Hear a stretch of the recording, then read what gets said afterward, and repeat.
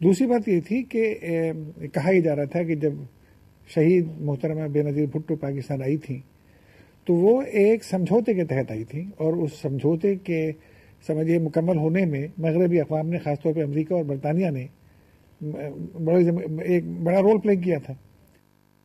اس کے بعد وہی دو ممالک ہیں جہاں زرداری صاحب کے متعلق یہ خبریں بڑے تواتر کے ساتھ اور بڑی سمجھے بہت سنگین قسم کی خبریں ان کے متعلق چھپ رہی ہیں۔ تو یہ سوچنے کی بات ہے کہ آخر ایسا ہوا کیا ہے اور کیوں ہوا ہے یہ قاضی صاحب وہ یہ کچھ تو بیشتر تو اس میں سے پرانی خبریں ہیں۔ مثلا ایک میڈیکل سرٹیفکیٹ ہے جو غالباً 2 سال پہلے جب وہ جیل سے نکل کر گئے ہیں اور وہ مقدمہ بھگتنے کو اس کی بجائے وہ امریکہ جا کے انہیں بائی پاس بھی کرانا تھا، وہ وہاں سے میڈیکل سرٹیفکیٹ ہے کہ میں پیش نہیں ہو سکتا عدالت میں۔ بائی پاس کا نہیں تھا، وہ تو ہے بائی پاس بعد میں کرایا انہوں نے، دماغی امراض کا وہ اس میں ہے کہ میں پیش نہیں ہو سکتا۔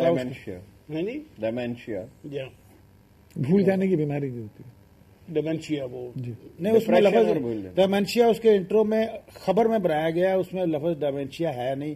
میں نے وہ جو اصل رپورٹ پڑھی ہے وہ تو ہوتا ہے، وہ ایسا ہوتا ہے۔ بہرحال یہ خیر وہ خاص خبر تو ایشو نہیں ہے، مسئلہ یہ کہ خبریں کس نے چھپوائی ہیں؟ نواز شریف تو نہیں چھپوا سکتے، پاکستانی ایجنسیاں تو نہیں چھپوا سکتی، اگر چاہیں بھی تو نہیں چھپوا سکتی 4000 خبریں، اور کوئی شواہد نہیں ہے کہ ہماری ایجنسیاں اس میں ملوث ہوں یا اسٹیبلشمنٹ۔ یہ خبریں یہ جو ہم پیشہ ورانہ نقطۂ نظر سے غور کریں، جب کسی ملک میں الیکشن ہو رہا ہے تو اس کے جو لوگ ہیں اس کے بارے میں خبریں وہاں چھپیں گی۔ زرداری نمایاں آدمی ہے، مشاہد حسین صاحب کو ویسٹرن میڈیا میں کتنے لوگ جانتے ہوں گے، اور سعید الزمان صدیقی کو تو بالکل ہی نہیں جانتے۔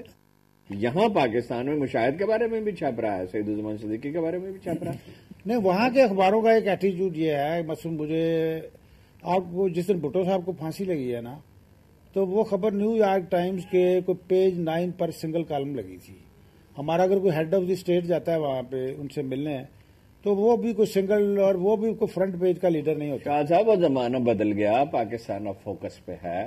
اس وقت دنیا میں جو سب سے بڑا بحران ہے وہ افغانستان کا سمجھا جاتا ہے، اور وار اینڈ ٹیرر سب سے بڑا ایشو ہے۔ پاکستان اب تو فرنٹ پیج پہ ہے ساری دنیا میں۔ یہاں پر بریک کر لیتے ہیں اور بعد میں بات کرتے ہیں۔ یہ 3 کینڈیڈیٹوں میں سے جو اس وقت ہمارے سامنے ہیں، زرداری صاحب ہیں، سعید الزمان صدیقی ہیں اور یہ مشاہد حسین ہے، اگر آپ کے پاس ایک ووٹ ہو اپنا تو کس کو دیں گے؟ میں سر ان تینوں کو نہیں دوں گا۔ کیا کریں گے اس کا؟ میں بس غیر جانبدار رہوں گا اور ایبسنٹ رہوں گا۔ لیکن سمجھے کہ آپ آزاد امیدوار ہیں۔ دیکھیے جی، میں اگر آپ کو کسی طرف سے 1 کروڑ روپے کی آفر ہوتی ہے پھر آپ کیا کریں گے؟ 1 کروڑ کی ہو یا 10 کروڑ کی ہو یا زرداری صاحب کے 6 کروڑ ڈالر کی جو خبر چھپی ہے وہ بھی سارے ہو جائیں جو 5 ارب روپے بنتے ہیں، اس کے باوجود اس لیے جی کہ میں اس ملک کو کوئی ایک عام سا ملک نہیں سمجھتا۔ یہ ایک نظریاتی ملک ہے اور اس کو بنایا گیا ہے، یہ بنا بنایا ملک نہیں تھا۔ اس کو کچھ قوم نے، سب کانٹیننٹ کے مسلمانوں نے، انہوں نے بڑی تمنا و آرزوؤں کے بعد 100-150 سال بعد جب ان سے ہندوستان کی حکومت چھن گئی تو انہوں نے اپنے اس غم کو غلط کرنے کے لیے ایک پاکستان کے نام سے ایک ملک بنایا، اور اس کے کچھ نظریات تھے۔ ان نظریات پر یہ تینوں پورے نہیں ہوتا۔ چلے اس کا بتائیے، اچھی بات ہوئی کہ آپ کو ووٹنگ رائٹ ہی نہیں ملا، ورنہ آپ اتنا قیمتی ووٹ جو ہے وہ لے کر اپنے پاس ہی بیٹھے رہتے۔ قریشی صاحب، آپ زرداری صاحب سے جیل میں بھی میں نے سنا جا کے ملتے رہے، ہمارا تو ان سے اتنا زیادہ انٹریکشن نہیں ہے، بس زندگی بھر میں میرا حال میری ان سے 2 ملاقاتیں یا 3 ہوئی ہیں۔ کیسا ہے یہ صاحب ہے ویسے؟ دیکھیے صاحب، جو جیل میں تاثر ملتا تھا ان سے ملنے کا، ایک تو یہ تھا کہ وہ جیل کی صعوبتوں سے بالکل گھبرایا میں نہیں تھا۔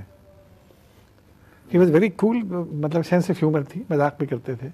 مثلاً ایک موقع پہ انہوں نے کہا کہ مجھ سے حکومت کے اہلکار کہتے ہیں، حکمران کہتے ہیں کہ بھئی ملک چھوڑ کے چلے جاؤ، کسی اور جگہ پہ چلے جاؤ تو مقدمے ختم ہو جائیں گے یا ضمانت ہو جائے گی تمہاری۔ تو وہ کہتے تھے مذاقاً کہ میں ان کو جواب میں یہ کہتا ہوں کہ اتنا پروٹوکول مجھے کہیں اور ملے گا؟ وہ جو بہت بھاری بھرکم پولیس اسکواڈ ہوتا تھا ان کے آگے پیچھے، جو ان کی نگرانی پہ مامور تھا، ان کے سمجھیے کہ ایک جگہ سے دوسری جگہ جانے پہ، اس کے جواب میں وہ کہتے تھے۔ اور وہ مجھے جو تاثر ملتا تھا جیل میں ان سے ملاقات کرنے کے بعد، وہ یہ ملتا تھا کہ صاحب یہ جیل میں انہوں نے وقت اپنا ضائع نہیں کیا۔ He kept on educating himself, پڑھتے تھے اور جو کرنٹ افیئرس جو تھے انٹرنیشنل سین پہ اس کے متعلق بھی ان کو پوری معلومات ہوتی تھیں، اور جو قومی مسائل تھے اس کے متعلق بھی ان کی اچھی بھلی ان کی نظر، ان کی نگاہ نظر آتی تھی.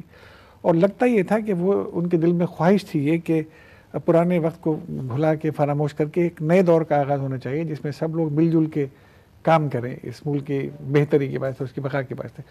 یہ کچھ سمجھیے کہ اس قسم کے ہارون صاحب آپ صدارتی ووٹ کدھر ڈالیں گے اگر آپ کے پاس ووٹ ہو؟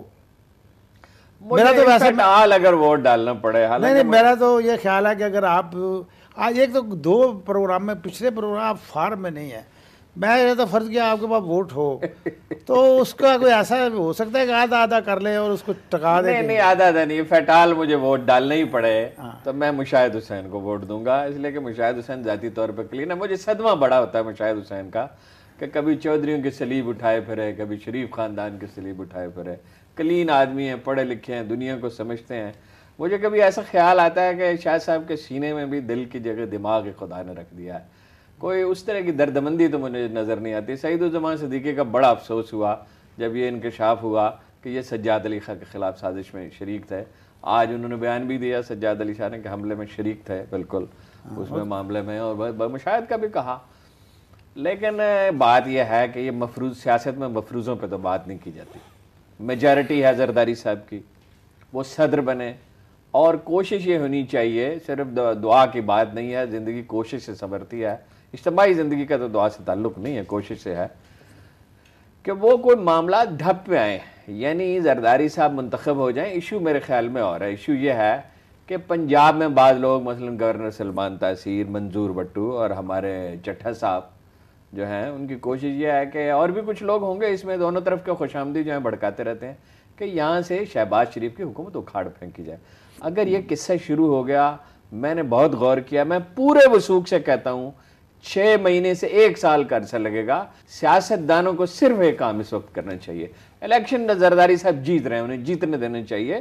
باقی اپنا نقطہ نظر بیان کریں، الزام تراشی کی کیا ضرورت ہے؟ زرداری صاحب پہ بات کرنے کے لیے کیا دلائل نہیں ہیں؟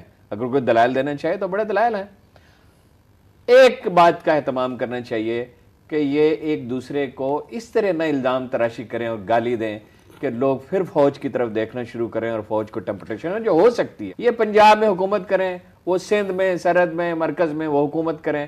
اور اس سسٹم کو ایک دفعہ پاکستان میں نہیں ہوا کہ کسی سیولین حکومت نے باقاعدہ الیکشن کرا کے، قابل قبول الیکشن کرا کے اقتدار منتقل کیا. ایک دفعہ نہیں ہوا 60 سال میں. ایک قوم کی حیثیت سے یہ ہمارے لیے شرم کی بات بھی ہے، سوچنے کی بات بھی ہے. یہ تینوں جو امیدوار ہیں ان میں آسان امیدوار آصف علی زرداری ہے، جن سے بات ہو سکتی ہے، مکالمہ ہو سکتا ہے، اپ شپ لگائی جا سکتی ہے، اور ان سے کسی خوف کے اور کسی جھجک کے بغیر معاملات ہو سکتے ہیں.